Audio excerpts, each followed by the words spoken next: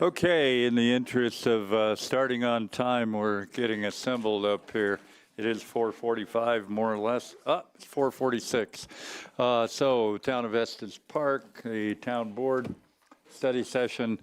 What is it, like February 27th? January 20th. You got me right on the right day. January 27th, 2026. I got the year right, so that helps. And there we go. We're in session. The first topic on the study session is development code update, engagement summary. It looks like we've got Director Caressia who's presenting that. Is that Eric I see beside him? I was in the Salt Lake City airport, and a lady looked over at me from the water fountain, smiled at me, came walking over. It's one of your folks there. She happened to be traveling through, and we just, that minute, happened to gather. So it was like, whoa, I almost felt famous. Anyway, okay, Steve, we can go for it. Or is it Eric that's presenting?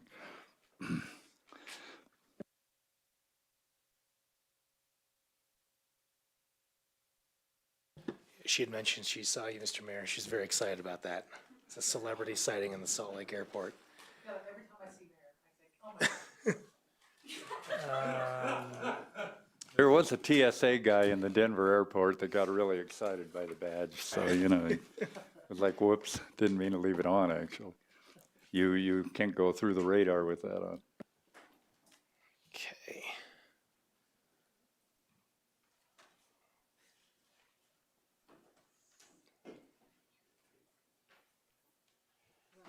I think it's the different presentation. I've got it pulled up here on this one.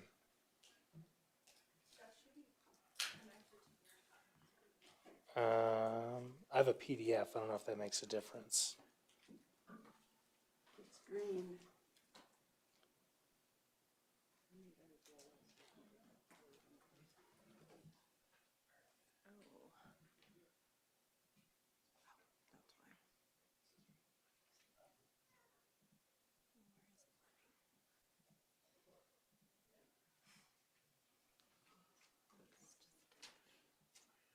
Thank you.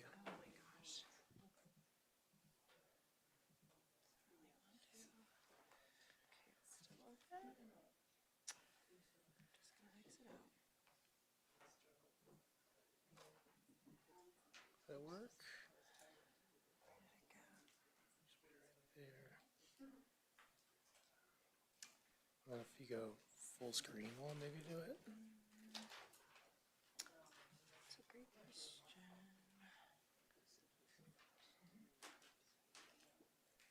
Maybe more of an IT issue. Apologies all. Just trying to get this pulled up. I'm not sure why that's not connecting. Do you have it on here by chance? I don't. I just Okay. have the PDF. We've used it. We've always used PDFs. Never had an issue. That's it right there. Yeah. If you go to view full screen, will that maybe put it up there? Full screen mode? No, I saw something happen. Yeah. It's just like not reading it. Is this an extended screen? It shouldn't be. Let me see if I can guide you. Okay. Apologies all. Oh, wait, now I got it. There you go. It was just an extended screen. Okay. I think we're all set. It's good to see you all again. Hope you had a wonderful holiday season. So I'm here today to talk about our engagement to date. Give you all a brief summary of the engagement activities that took place during 2025 and really have been crucial in helping us to inform the code writing that's currently underway right now. I understand we have a limited amount of time with you all. Our colleagues from Community Conversations are also presenting. So I'd like to pose a question to the board. If your preference would be to make this more conversational and ask questions as they arise during this presentation, or you would like me to move through things quickly, holding space at the end for conversation and discussion. Okay, all right, great. Quick agenda for today. So I want to talk through some of our outreach goals that we had with our engagement, talk a little bit about how we did engagement, and then some of the feedback we received. I will note that what's being presented tonight is a portion of everything that was done. In your packets, you should have a copy of our full engagement report that has a lot of additional detail in there. So definitely would reference that as well as to the material that's in this presentation. So our goals for outreach as part of this effort were really four-part. Really first to inform the public about the development code update process and really what a development code is. Well, how does it affect the community? How does it affect land uses? Of course, as part of any engagement process, our hope was to gather feedback from opinions from the community that could affect the outcome of the development code.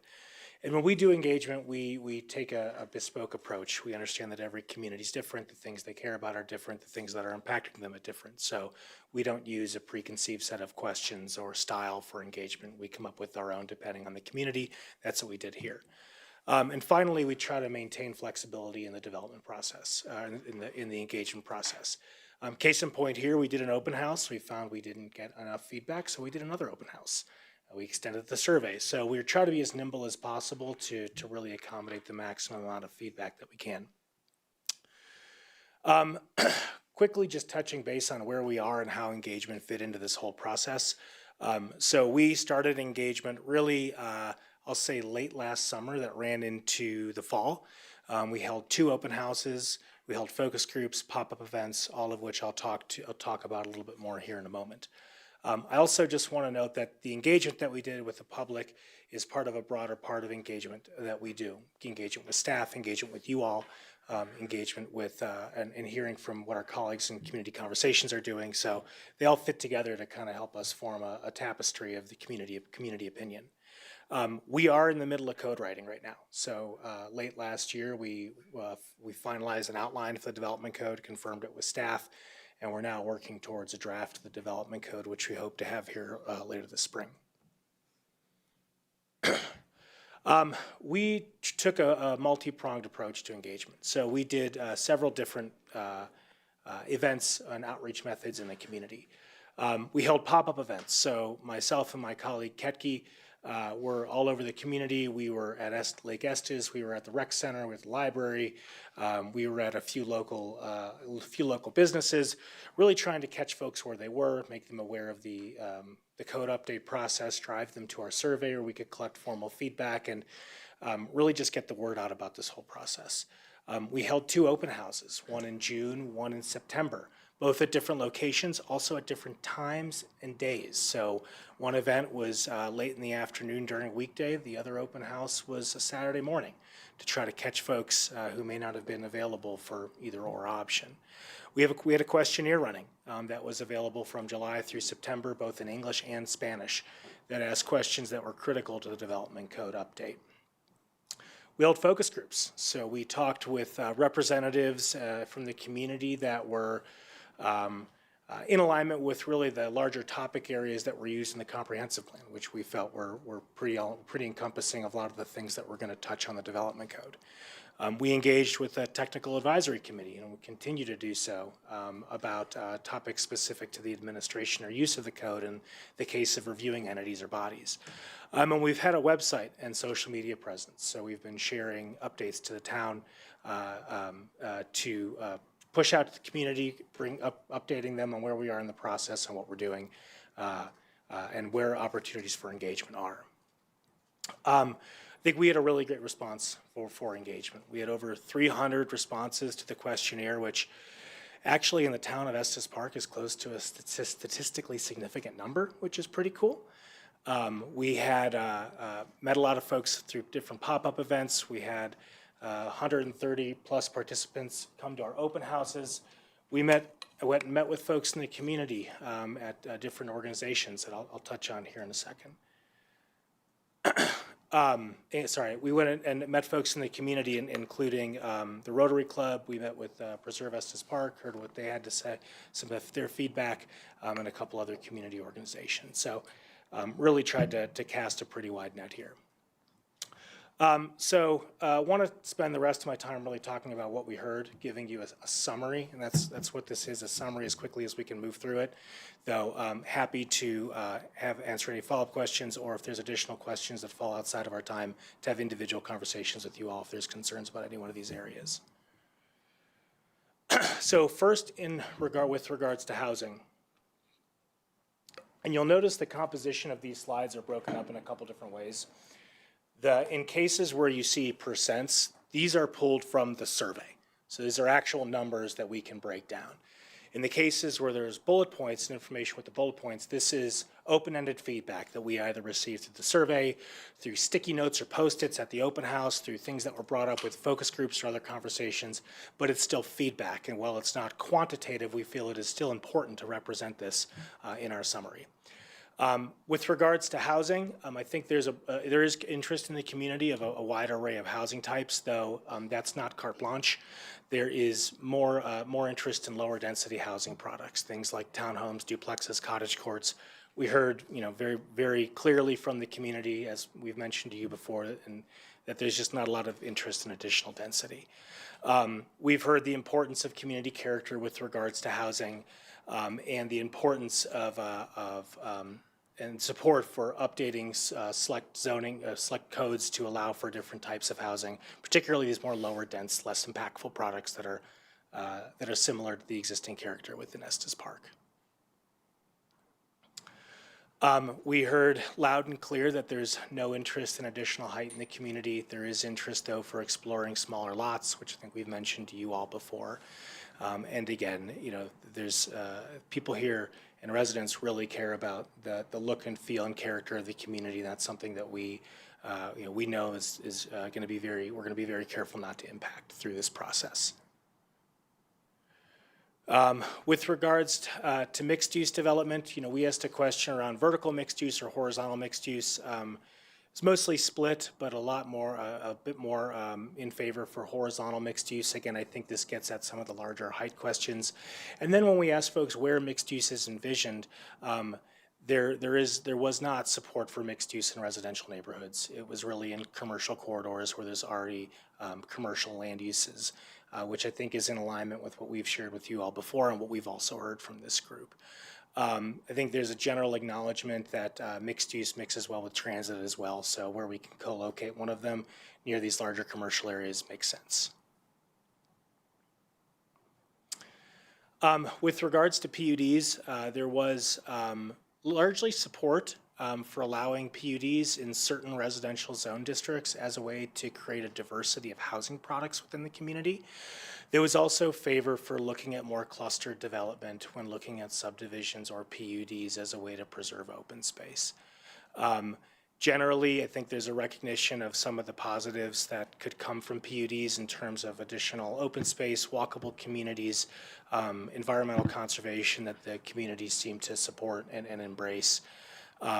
And there was, I think, a general feeling that the way that PUDs are functioned today, that they don't allow some of the creativity and flexibility that could happen if they were expanded to allow more to happen in more residential areas. And apologies if I'm moving through these quickly. I just want to make sure we have time for some feedback. On design guidelines, this one was the biggest surprise out of any feedback received through this whole process. Is there was a really strong support for design guidelines in commercial areas and for multifamily developments as a means to reinforce and protect community character. I want to also just reiterate, in commercial or multifamily areas, there was not support, nor did we not support for any type of design guideline that would be in residential areas.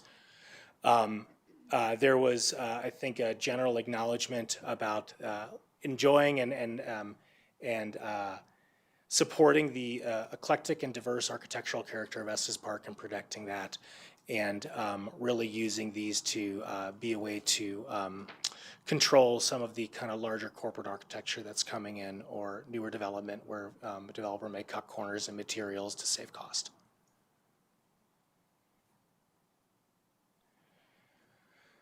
Not surprising, in a town like Estes Park, there was strong support for strengthening environmental protections with either prescriptive standards on building location or design or building standards. There was concern about ridgeline protection, cut and fill projects, things that could impact riparian areas.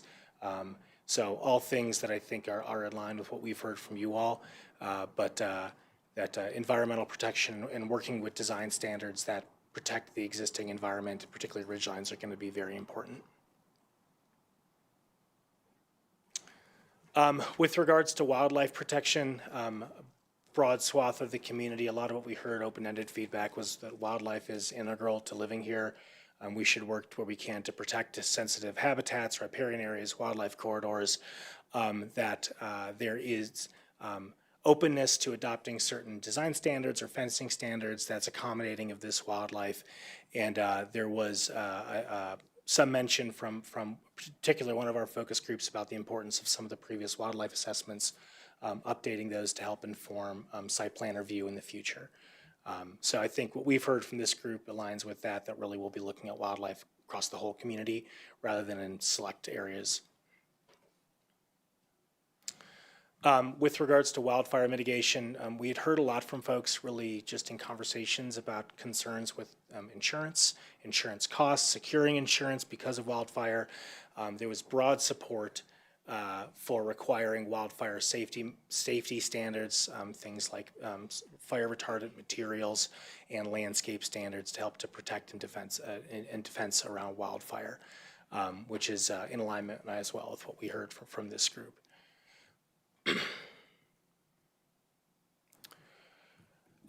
With regards to parking and transportation, we did hear quite a few concerns about parking, things like reducing parking standards in commercial areas. I think it was not a lot of support for reductions in parking standards for commercial areas, which we're not pursuing as part of this code. But there was support for potentially reducing parking requirements as a means to make affordable housing more financially feasible. There was also support for bike and EV parking as well as alternative options in development. There was not a lot of support for fee in lieu for parking projects, and I think it's in alignment with what we heard from you all when we've talked about this in the past. So we're really going to avoid any type of changes in parking to commercial areas.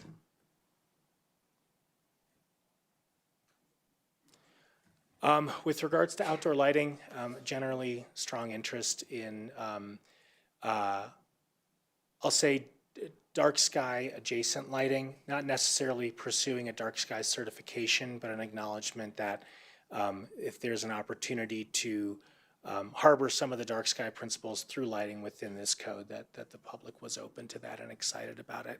And that lighting is a part of the community's character. It can help to really, I think, reinforced character and just the location of Estes Park being so close to the park, being so close to the Rocky Mountain National Park.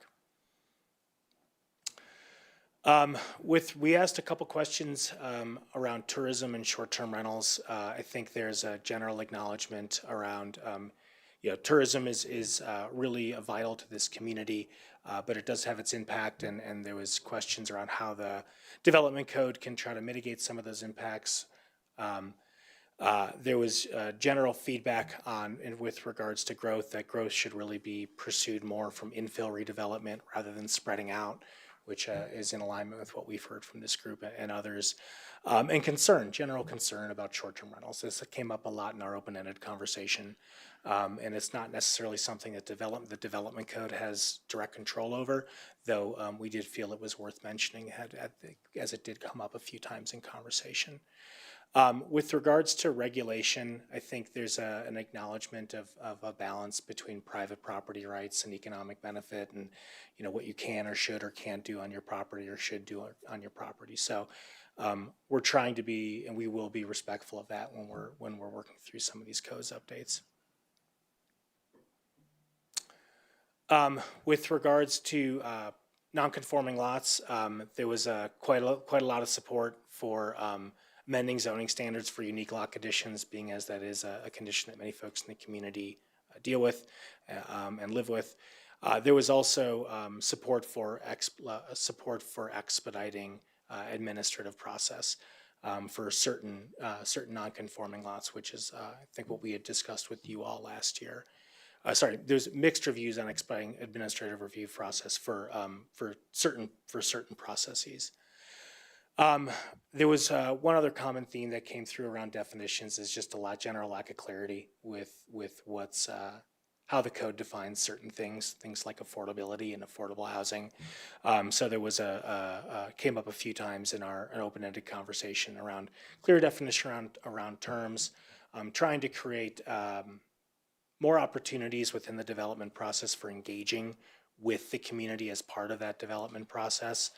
And allowing opportunities for community level input and for adding additional visual clarity in the code by way of diagrams and updated diagrams, which we will certainly do as part of our update process. So that was quick, but quickly just touching on next steps. So we're in the drafting process right now. We are working to have a 50% draft, likely March, April. And I know there's a desire to share that with the public, and we'll work with staff on that. We'll be engaging the technical advisory group and planning commission likely in May, June to get feedback on that draft.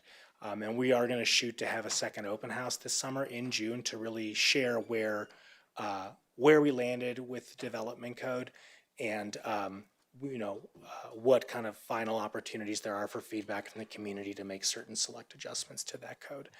As always, we'll keep the website going, keep the community updated, but for the time being, we're really heads down in drafting. The other thing I just want to say before I open it up for questions is we're threading a tight needle with this.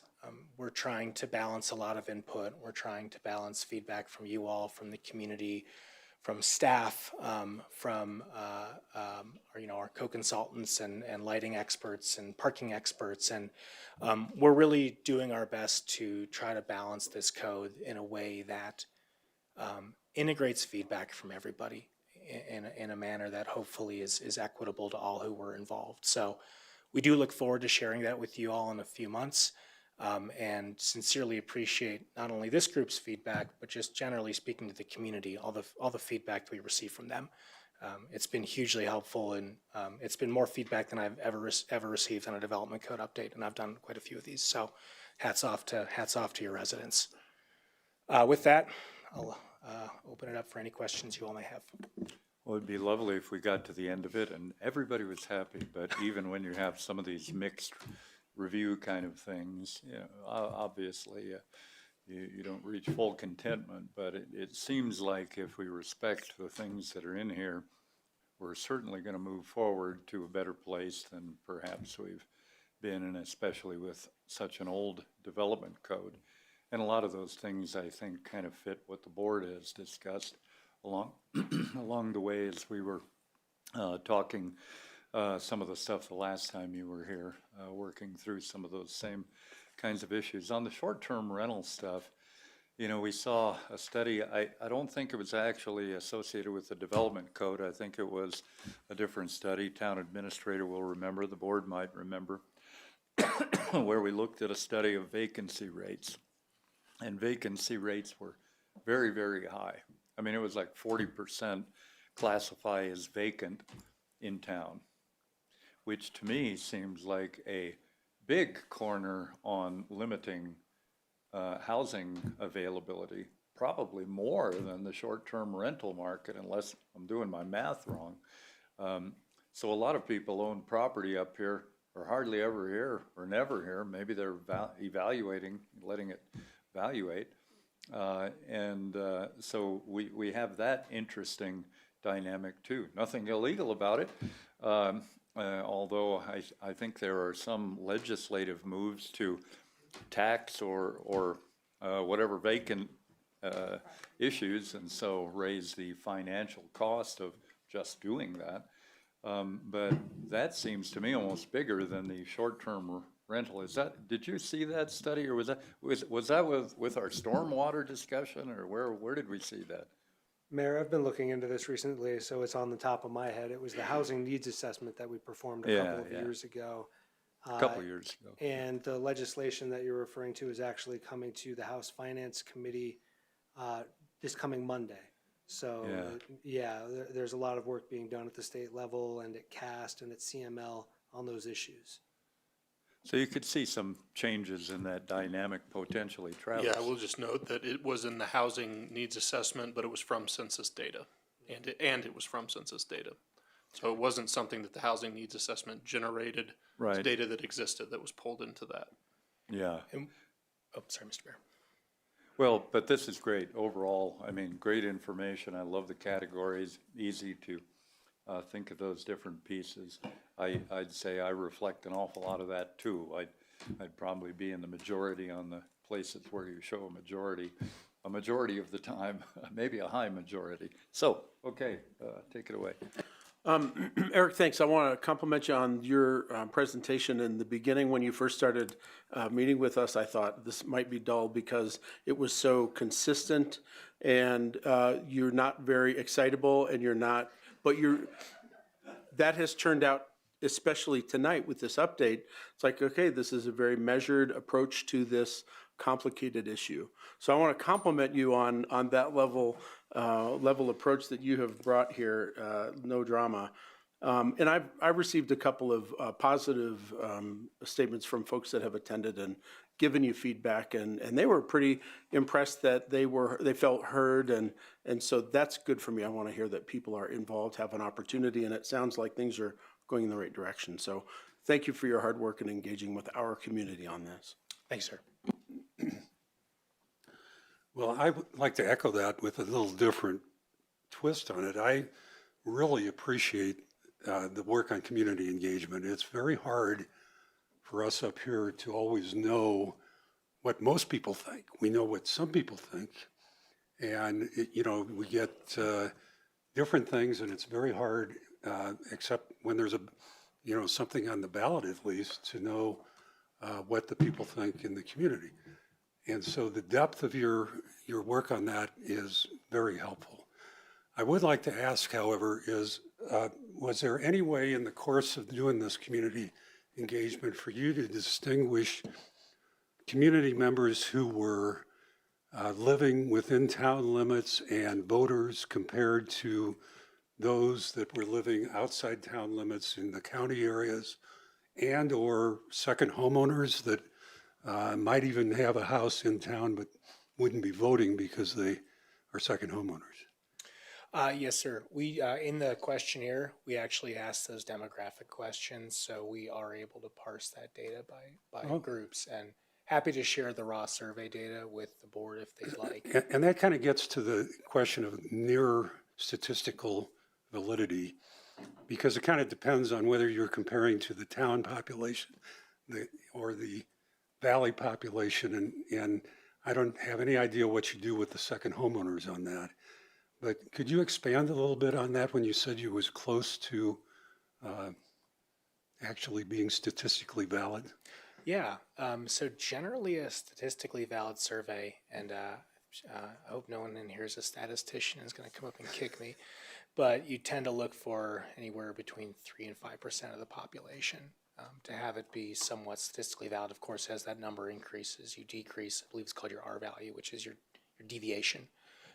We got, I think, around 3.5% of the population of Estes Park, if my math's right. Of the town residents or of the valley residents? I believe it would have been for the gross number valley. Okay. But 3.5% of the valley is going to be bigger than 3.5% of the town. Correct. Yeah. I don't know off the top of my head, however, of the 350 responses we received, if 20 were from folks in the valley and the rest were from the town, or if it was a larger number. I can certainly get that number for you. I'd be very interested in seeing that.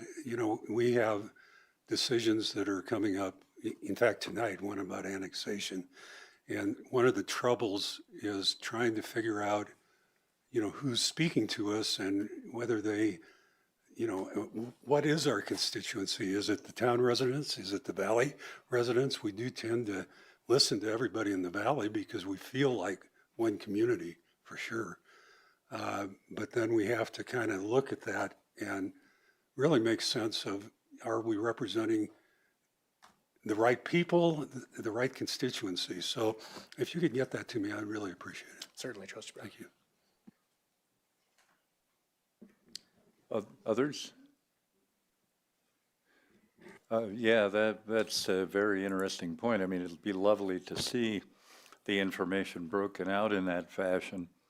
I mean, I know all of us, our walls are down in terms of listening to people and getting input, and we don't differentiate really between valley and town. And maybe in the long run, it'll be a higher percentage of the people in the valley are part of the town. Right now, it's about half and half, if you look at it, 5,900 and 5,900 or something like that. But lacking that information, this is still very good to see. And I'm kind of guessing that it might not change a whole lot, even if you did parse that out. But we'll see. Okay. I think that is all of the questions from here. Travis, did you have any other comments? Hear from what? There's another presentation. Oh, there's another, that's why you were moving along. So I kept wondering why you were moving so fast. I'd love to spend more time with you all. Well, am I looking at the right study He's not session? excitable enough. They're both in rolled together. It's all. Oh, they're both rolled together. It says Development Code Update Engagement Summary. And, well, there you go. I thought you were the engagement summary, but you're only half the summary. Okay, Susan.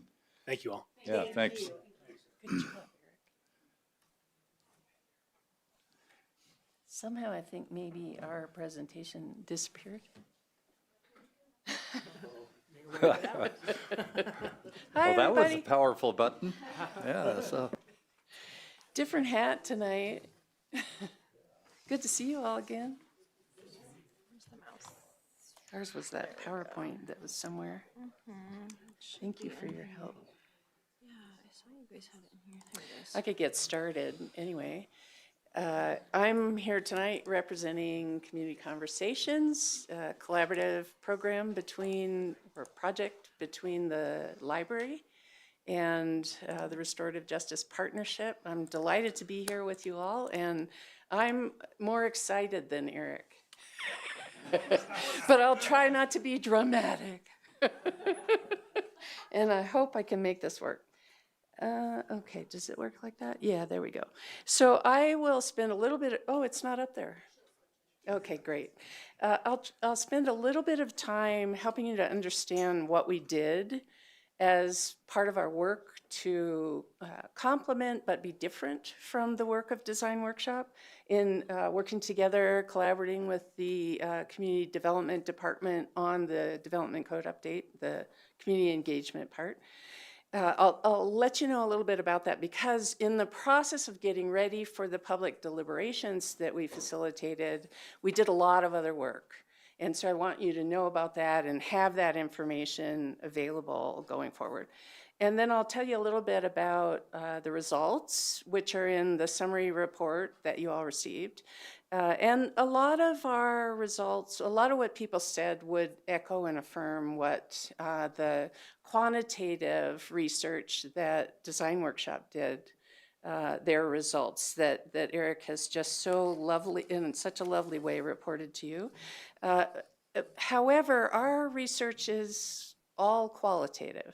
So it's thoughts, it's opinions, it's stories, it's feelings, and then we try to make sense of that.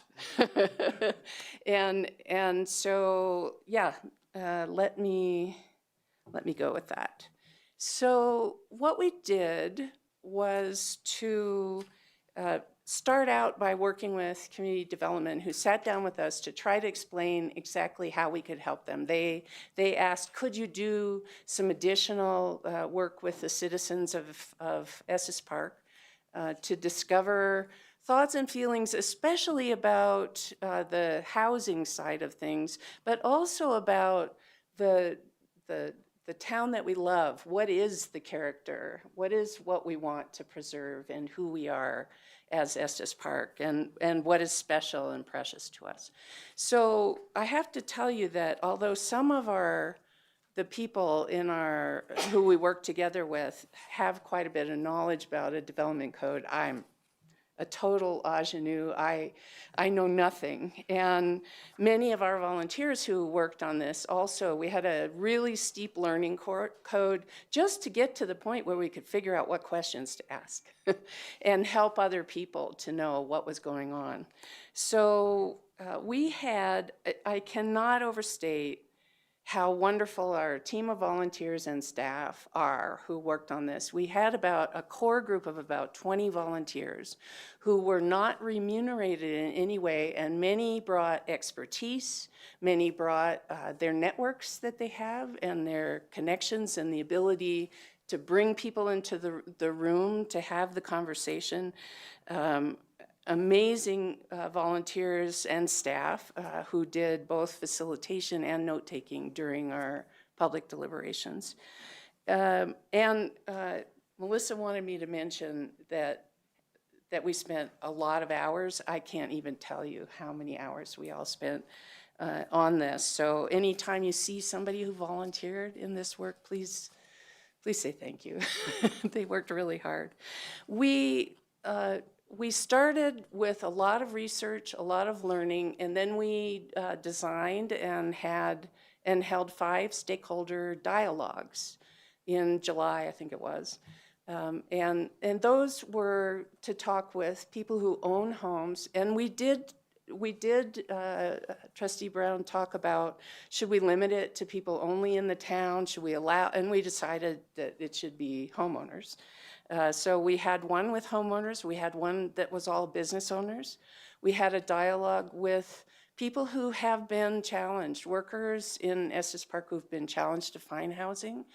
We had one that was all in Spanish. And then we had one for everybody else, which was, groups not in those stakeholder groups, like families with small children and other people like that. And they were incredibly valuable and informative to understand things such as, this was in the newspaper. We did do a few articles to invite people to our deliberations. One of the things that's really important in public deliberation is to understand the values that people hold around the problem that you're trying to work on. And the reason being that we have lots of good people who hold lots of good values, but often the values are in conflict with one another. So as decision makers, that makes it difficult to decide how do you move forward in that. The other thing I should mention in our methodology or our method is that we did a lot of work trying to invite people into the room who are not the people you usually hear from. So that was a high priority for us because usually we have a certain amount of people who will speak up all the time. And then there's a certain large number of people who work and live in our community who never have time or may feel like their voice isn't valued and don't speak up. So we worked super hard to make sure they would get in the dialogues and the deliberations. And I have to say that that was probably one of the most challenging things for us. And that maybe I could say, you can see in the report from the demographics, we weren't necessarily that successful in the deliberations in getting that group of people to come and talk with other people. The other thing that came out of those initial stakeholder dialogues was an understanding that many of the people in town did not feel that the data that we had on housing was, well, they weren't sure they could trust it, frankly. And so one of the things that we worked very, very hard on was to create this housing briefing document, which you also have. It says the need for housing in Estes Park. And I have to tell you that the 2 people who led this effort are sitting here, Joan Hooper and Kathy Winning Griffin. They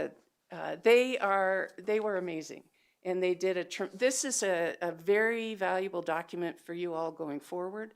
It includes information about the demographics of Estes Park, both town and valley. It includes looking at the housing supply, availability, the difference between the availability and the need. And that was all in the first part of the briefing document. And then we moved into information related to the development code and developing housing for people. And the reason I'm talking about housing is because out of the conversations in the dialogues, one of the things we learned was that that was the key wicked problem for our town. Was affordable, especially affordable housing for people who work here and live here or want to live here, that was the key wicked problem. So that's why we ended up focusing the deliberations on that. So you have this available as well. And so it's always challenging when you have thoughts, opinions, feelings to make that actionable as decision makers. And so we worked very hard with all of this information.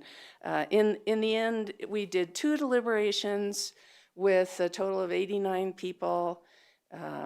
We had 14 table groups that were facilitated and notes taken about pretty much everything people said.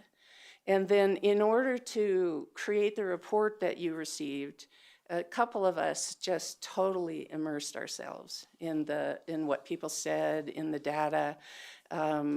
We tried to help bring out the top key themes, basically top 10 themes, and then we put them into 3 areas, okay? So in these deliberations, which happened in October, there were sort of 2 moments of talking together. And our goal was to see if the citizens who came to those meetings were able to find common ground about this question of affordable housing. And so what we did was we asked them what should be, we focused on the housing goals from the comprehensive plan, and we asked them what should be the approach to accomplishing the housing goals from the comprehensive plan. And I'll come back to here, but we gave them a document that was like a placemat, okay? And I'm happy to give that to you all if you'd like to see it. All the information in the document came from the dialogues and what we were hearing people say. And so the arguments, so we gave them 3 approaches. Don't really do anything to the code except clarify language. Take a moderate approach to accomplishing the housing goals in the comprehensive plan, or be robust. Make the code really facilitate a robust response to the goals for housing in the comprehensive plan. And so there were pros and cons to each, and the groups had very, very interesting, very involved dialogue. And where they fell in that question of approaches was take a moderate approach to implementing comprehensive plan goals, but on the conservative side of moderate. And I'll tell you a little more, which might enlighten why that is. So how far do you want to go? These were some of the themes that came up, and you'll see more when you look at the report. One of the things we found is that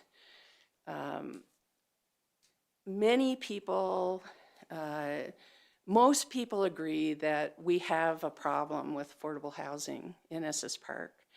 And yet, most people agree we don't want to compromise on what makes Estes Park special, the eclectic nature, some of the things Eric mentioned, the wildlife and And this, but especially also the sense of community and warmth and welcomeness that we have in Estes Park.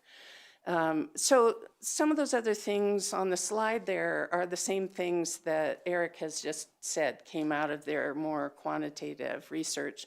So in the dialogues people, or in the deliberations, people affirmed those things as well.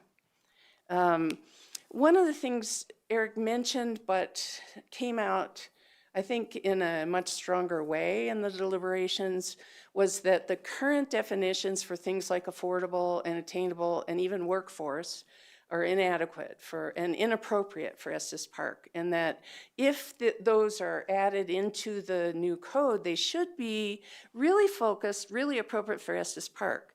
And what I mean by that is that, for example, and I may be quoting this wrong, so I ask for your apology from the beginning, but for example, when talking about attainability, it says 150% of the Larimer County AMI, average median income, right?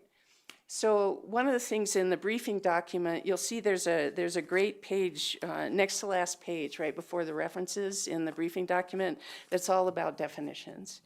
And what we found out is that according to data of Estes Park, that Estes Park AMI is 20% below Larimer County AMI. And many people emphasize that the real need for our workforce in Estes Park is 50 to 80% of the Estes Park AMI. So right now there's something in attainability, maybe I said this already, the 150% of the Larimer County is acceptable for some density increases and things like that.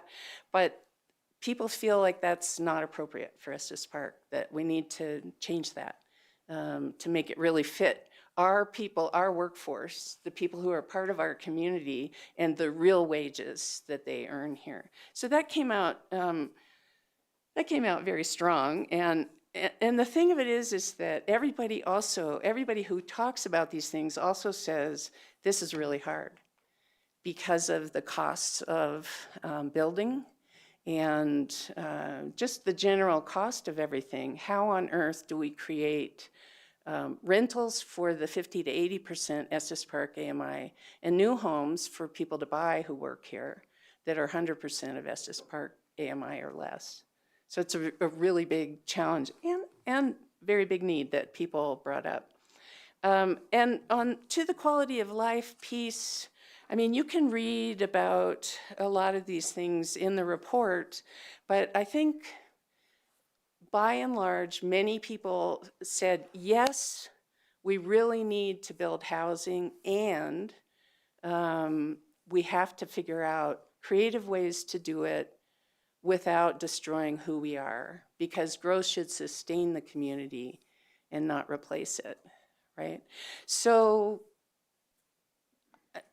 you know, these things are pretty straightforward, pretty similar to design workshops results.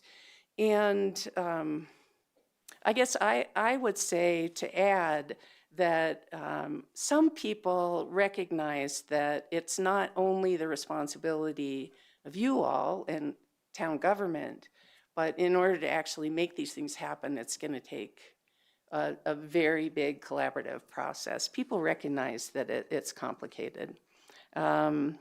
Yeah, so the only other thing that really came to the surface in a very big, strong way was about the process of approval and accountability to that process. We didn't ask actually any specific questions about that, but it came up so strongly that it was one of the key themes that came out of the deliberations.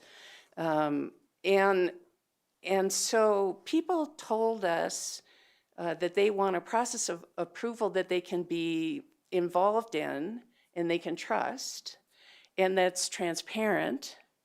And they also said, in addition to that, that they want accountability. So if a development plan is approved, people don't want to see a lot of change, especially if it's a workforce development plan. They don't want to see a lot of change to that.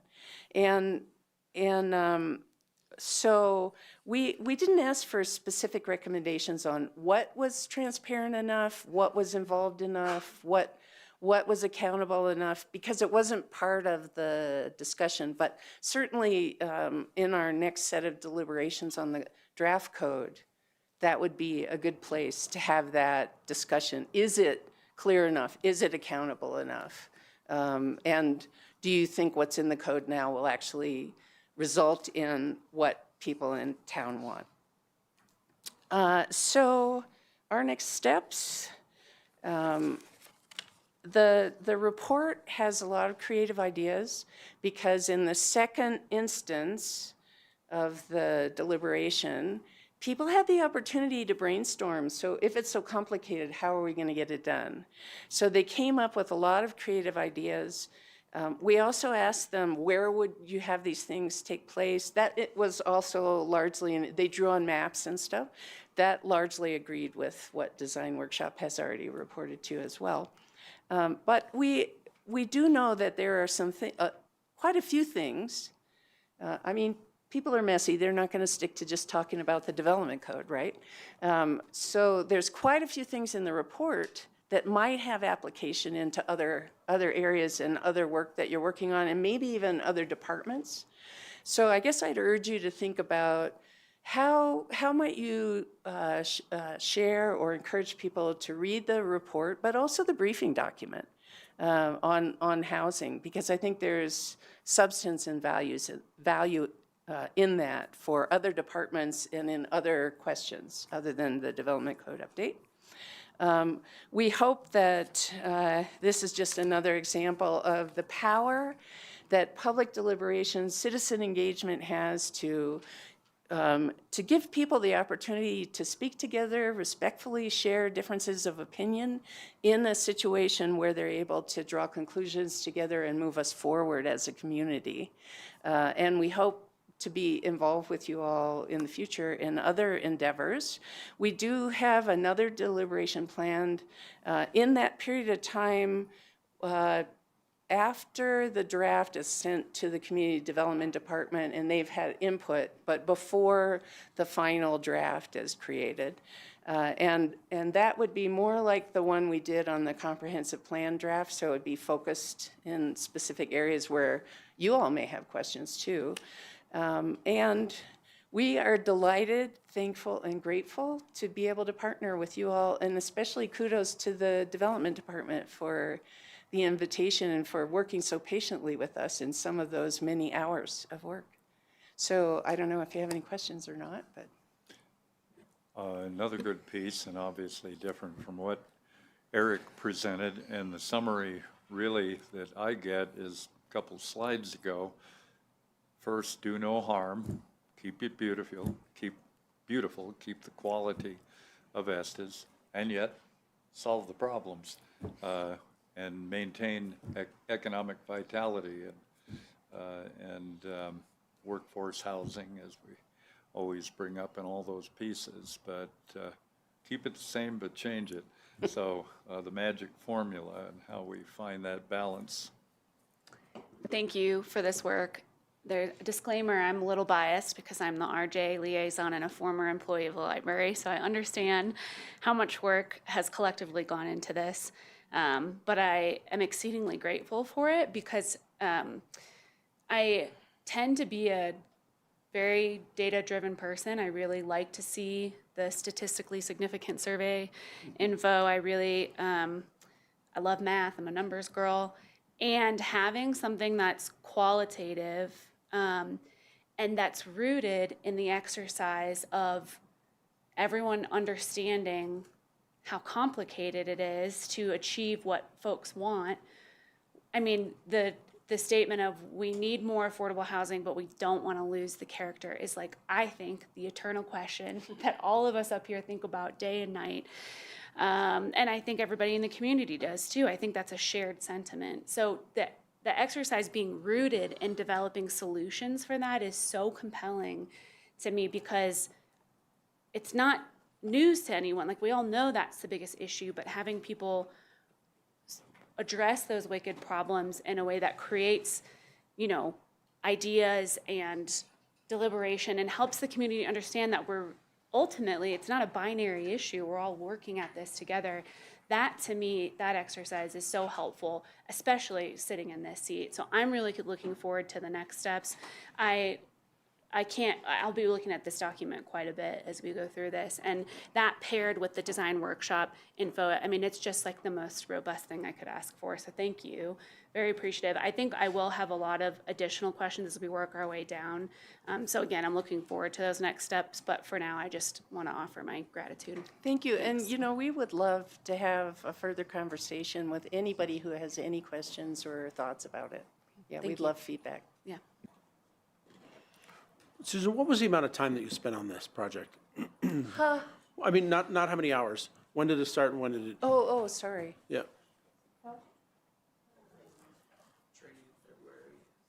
Oh, you're right. So we invited Professor Carcassonne from CSU to come and do a training in February, multi-day training for anybody who wanted to learn how to do public deliberation. And this was, I think, the third time we've had him here to train volunteers. Yeah. And then our deliberation was in October. So the quality of this work is very good. And I would agree with what Kirby said about this being a valuable document.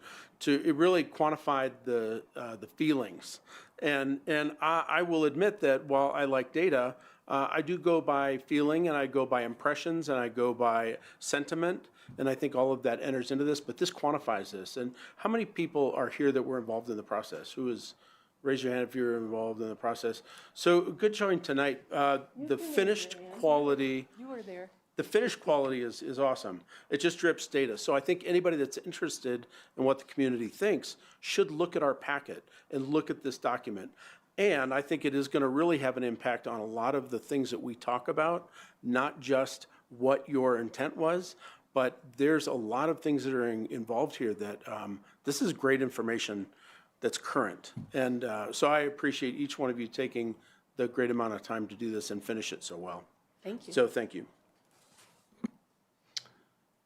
Well, I'll echo it again, same thing. I'm a numbers guy, like she is a numbers girl. But qualitative really puts some meat on the bones on what's going on here. And I'm particularly interested in the one comment that you made about the AMI of the Estes Valley compared to the AMI of the county. First of all, is that data always available and updated as much as the county data is? Does anyone know? It's from the census, right? Yeah, it's from the census data, and it's specifically the town Joan, can you? AMI as opposed to that. Okay, so it's town AMI versus valley AMI. But it's from the census data. Okay, but the census is done every 10 years, right? I mean, what? They did something in 2023. Joan, you'll have to come up. They Yeah, did, Joan, I'll come repeat up, it. please. They did something in 2023. Okay, they did some sort of. Yeah, they do, in between the decade, they do additional surveying. And so this data was from the 2023 additional survey that the Census Bureau does. Did I say that right? Mm-hmm. Okay, and they keep the data anyway by Estes Valley as well as county, and that's kind of the key thing about it. I have a little concern about limiting home ownership issues to 100% of Valley AMI. And the reason for that is that we have a lot of police and teachers and town employees that likely many of them would be above 100% of Estes Valley AMI, but still unable to purchase a home here. Most of them are not. I think that's a, Well, it kind of depends on their household, though, too. If they have Exactly. a household with multiple earners, that's a lot different than a single earner. and if they have a household with lots of children. Yeah, I right. mean, in talking with the Housing Authority director, one of the things he talked about was the fact that now they're having more and more couples who have divorced. And now instead of needing one place to live, they Sure. need two. Yeah. And children are often involved. And so Well, we and- tried to take all of that into Right, account and in the the other data. point I want to raise about this is that there has to be a place for the private enterprise to enter into this. And generally speaking, I don't think you're going to find private enterprise developing properties for less than 100% of AMI realistically. So when we're dealing with the development code, we're dealing with not just, the housing authority, for instance, which will be dealing with those less than 100% of AMI, but we're also dealing with developers, and to a certain extent, there's a supply and demand issue too as to the pricing. So if you stop private development and don't incentivize private development, it's going to have an impact all across the board. And so I think that particular point needs to be studied further and discussed as to how that works. Yeah, and that's part of the whole complexity of it. Yeah. And you'll note that because of the discussions with the Community Development Department about the questions they had in writing the new code, and because of what we learned in the dialogue, the stakeholder dialogues, we honed in on affordable housing. So we did not talk about housing in general. Right, okay, and then, so- yes, I get that, and that's, And people acknowledged it's very complex. yeah. And I gather there was not a whole lot of discussion about commercial development as such. It was really focused on housing and affordable housing primarily. Yeah, I didn't get the impression a lot of people were too enthusiastic about building more No, commercial I get housing. that. We don't want a Walmart here, I'm with you on that. No, but even more big houses on big properties. Oh, yeah. But expansion was not something people were really interested Well, in. my only It was point is the more development only code towards the affects workforce. both Right. housing and commercial development. Exactly, yeah. And I guess we don't have a lot of this qualitative information from what you did about the commercial side. Got Let quite us a bit know if about you the wanna housing know. side. Yeah, okay. Well, fair enough. That's, people are going to talk about what they want to talk about after all. So, okay, thank you very much. Thank you. I think that concludes. Is there any other comments from other parties involved with it, or we're good? Thank you all for right. your graciousness. Thanks much. And it's a pleasure to be working with you. See you again sometime. Information's good. We will take a brief pause and we will reconvene at 6 p.m. to continue the study session. And the next topic, we're suspended or temporarily adjourned.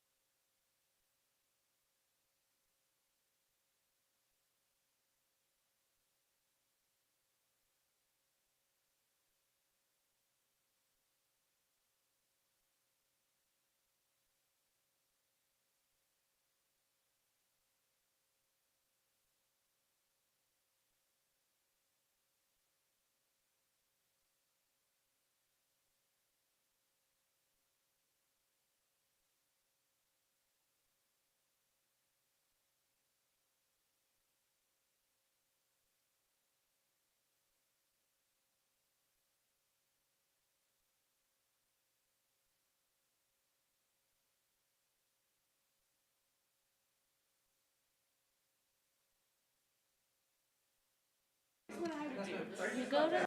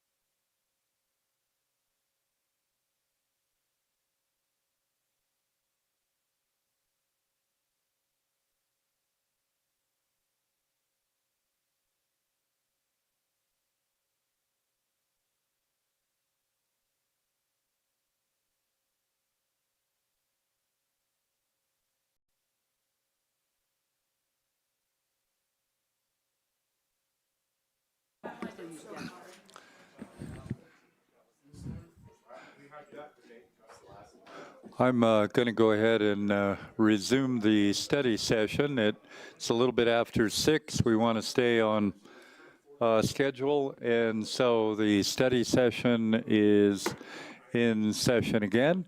We have one more topic, one more primary topic to cover. That is the 2025 Transit Year-End Review. We have Manager Klein to present. Thank you, Mayor and Trustees. Good evening. Dana Klein, I serve as your Parking and Transit Manager. I have a presentation. We just need to tee it up here. We went through this earlier. There's probably a button I have to hit. Let me see. Look at that. All right, thank you. This is just a quick 14-slide recap of the 2025 transit season for you tonight. I included this first photo. I think it's a really good one. We actually used it a little bit last year in some promotional material as well, but it shows the red route trolley on the Elkhorn Avenue with one of our portable signs that kind of shows that we can change those out and put those wherever we need to based on needs in the Bond Park area. This shows the branding that we did back in 2023 into 2024. And what we highlighted on this slide for you is the updated signage that we did for the red route based on some changes that we had to make to that route because of the loop project and some other recommendations that we'll go into when we get to the transit map. The QR code on there would take you to the estes.org/transit page that would give folks a lot of information about routes and anything that we had updates on for them. This shows a picture of some of the other shuttles that we use. You'll recall that we rent shuttles for all of the routes except the red route. And so we put graphics light, we called it, on those rented shuttles so that we don't spend a lot of money on the program. But each of the shuttles does have the route designation with the color and the name and the specific animal or icon that went with that route, as well as in big letters, ride free on it. Just to let folks know that there was no question about that. They also all have ADA accessible access on each of the shuttles that we rent. That's one of the priorities of the program. The route signage, as you can see, is portable, and the route signage at each of the shuttle routes that are on the offline, the blue, brown, gold, and silver, all have smaller signs, and then each of those has the map on it as well as its shuttle stop. We're able to add messages to those as well, and some QR codes that I'll talk about here in a moment that we could then message to folks and give them enhanced services on those routes. All right, here was the 2025 service map. There were some changes that we made to this that were recommended from the Transit Development Plan that you all helped shape and approve in 2025. One of those was guest feedback regarding a stop on the red route to make a stop up by the Stanley Hotel at the Aspire at Stanley Parkway. Part of that enhanced visitor, or part of that recommendation was also to modify the routes to not make a left out of the visitor center as much as possible, make a right and then go up and around. So we actually modified the brown route and the red route as well as the gold route to use that stop. Then folks could come out of there and the drivers could then make a right-hand turn on most cases and go through the roundabout and back onto the route. So those two were done, and I think they were pretty popular. I think the guest experience was really good at those stops. We had to modify a couple of routes because of the loop, and I wish this pointer would show, but stop number 10 was one that we added on the red route to go up and over on Moraine, and then stop 11 was one we added for a Baldwin Park stop on the backside. So those two were modifications because of the one-way, and I think they were well received. Another enhancement that we did was on the brown route, we added a stop at National Park Village on the eastbound direction. So folks coming out of the brown route serves the YMCA. So a lot of times folks would want to get off at that area of town on their way back through and into town. So we were able to add that stop as well. Here's a picture that shows some of the service maps that we provided this year. I also brought a couple, well, I think I brought one to show. This was kind of the map that we had in all of our packages, and they handed out, I don't even know how many of these we ordered, 16,000 or something that we handed out at the visitor center. But it has our sponsorship on one side and then a copy of the map on the other side with all the routes on it. And then we also had our parking collateral and some bus stand collateral in these map holders throughout areas of the town hall. And then on the right-hand side was something we were really proud of. This was a result of our CMAQ grant that we were able to obtain a couple years ago. And what we were able to do was use these QR codes. We put these on each sign on each of the routes. And then guests and patrons could scan this code and it would show them where the shuttle was on that route. The QR code then was getting data from an iPad that was in the shuttles, in the driver compartment.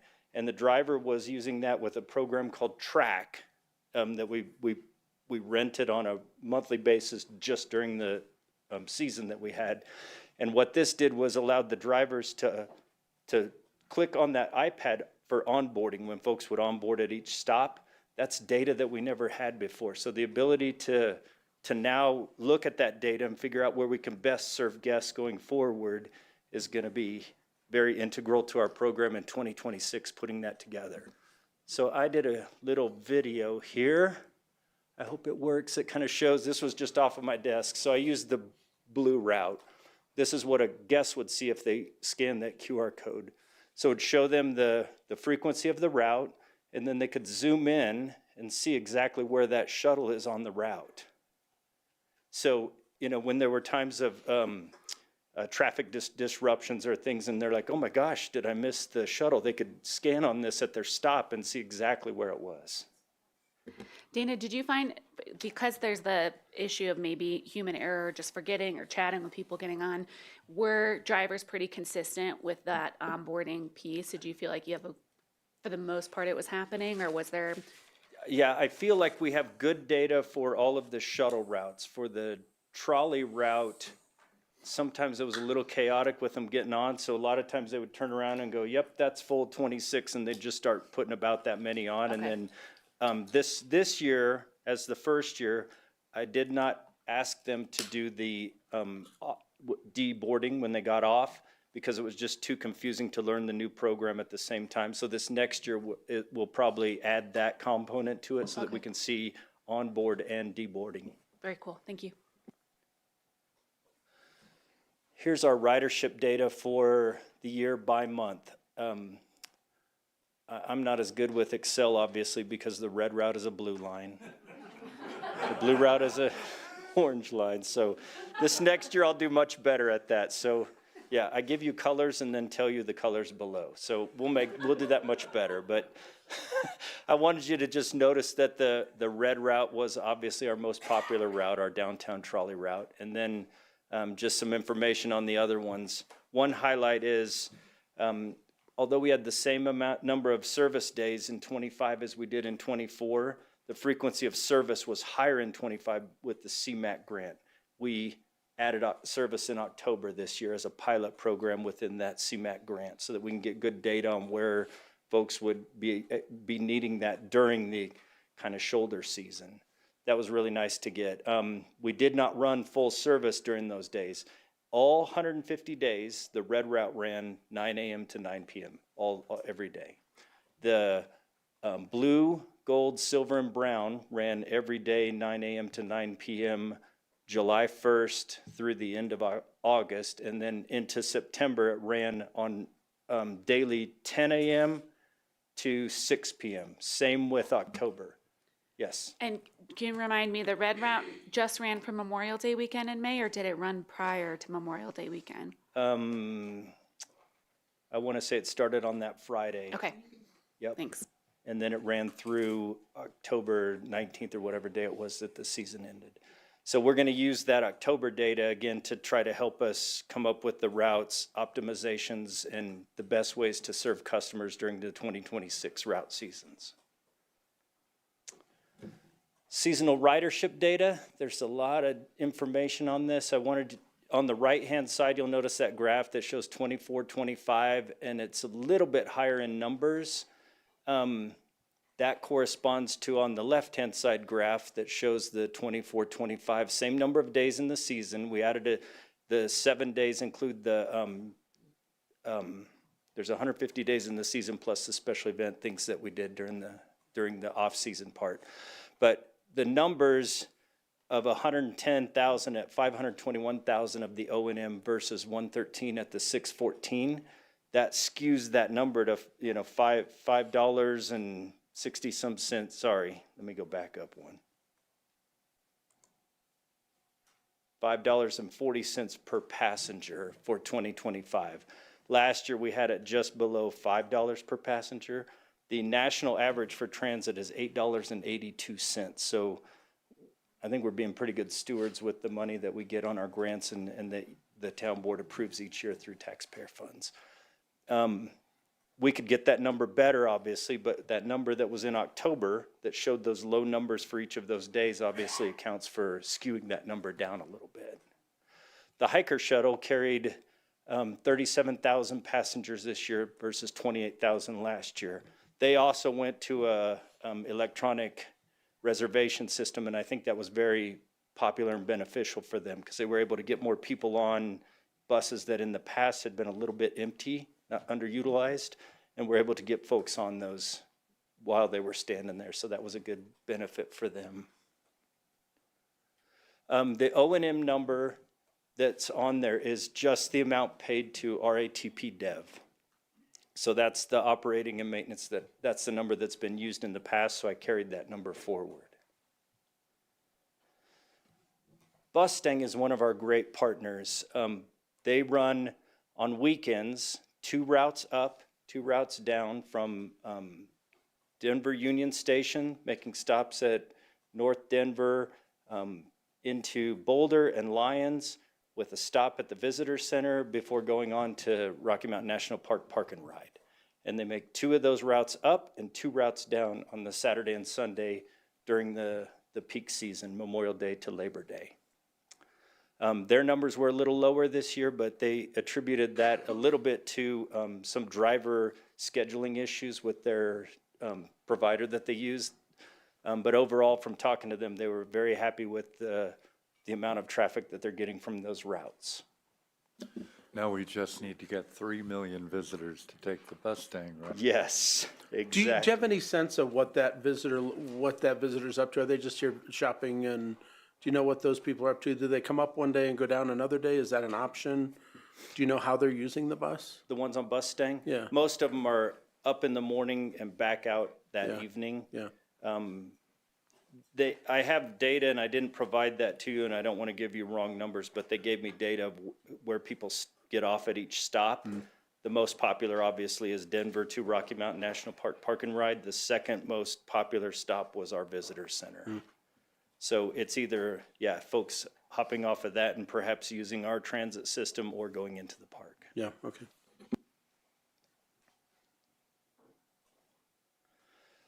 Our sponsorship program, not a lot of money and financial support from our 21 sponsors, but the fact that we have 15 returning and 6 new, to me, is very positive. That includes the ones that advertise in the schedule and map, as well as the ones that do the exterior and interior ads in the buses. The returning sponsorship emails will be going out in February to those folks, giving them an opportunity to sign up and support our program again next year. And a local printing firm helps us with all of our interior and exterior ads, so we try to keep that money in the town, within the tax base. Some grant-funded projects that we're working on. Engineer Whitwer is mostly working on the visitor center parking lot redesign, but we anticipate completion of that project, obviously, by the end of this year. And there is some grant funding available for construction, and we're going to try to seek those during the budget process next year or later this year. I'm not sure of the timing of that exactly, because that's now in the engineers department, but I wanted you to know about that grant-funded project that's available.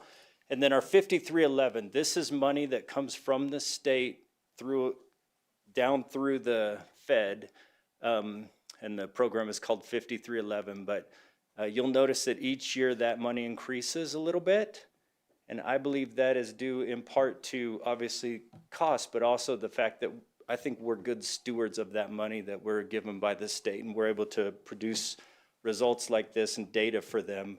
I was on a call with, actually it was a webinar with the GoNoco 34 TMO last month, and some folks from the state were on there, and they were impressed to see our numbers had increased so much since COVID.